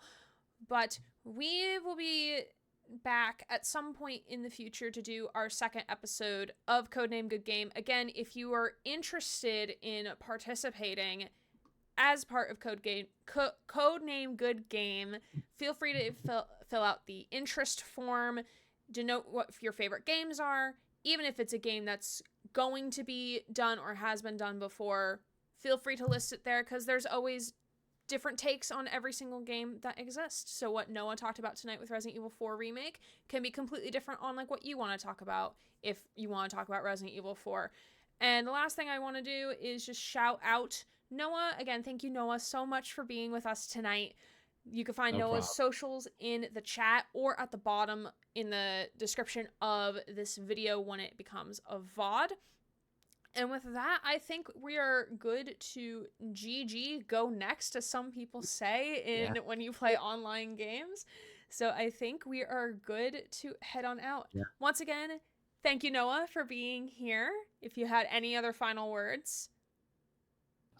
Yeah, I would like to say thank you so much and first and foremost, I am completely honored to be like the first ever guest for like the Codename Good Game because as when you mentioned about how like you were wanted to start this out and like interview different people about their game, I immediately was like, oh, Resident Evil. And then like and also like this I feel like is like a very good Kickstarter to like the series because like what we just talked about throughout this whole stream was just nothing but just like about why this game is so good and not just like the gameplay department but the storytelling department and just like chatting about just having a good time in general, just like talking about like games that we all love and cherish and what makes them great and whatnot.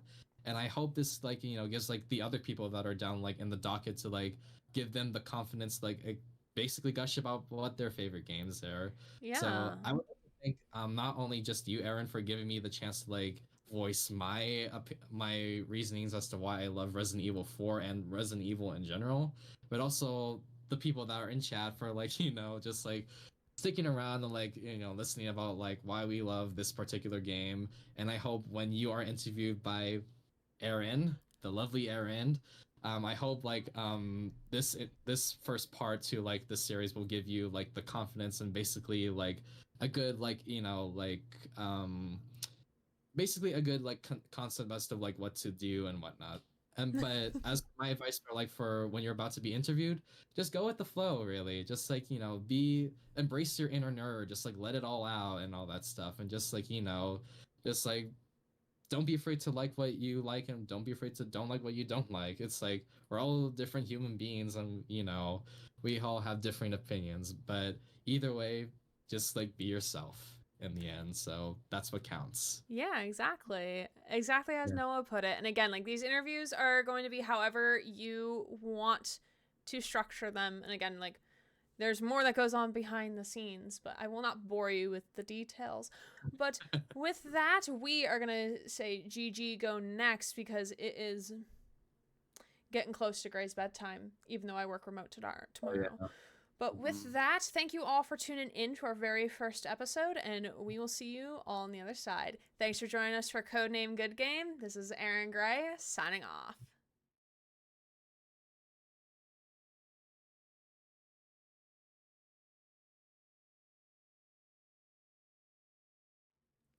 Just kidding, we're here still. Yay, we're done! Yay, we did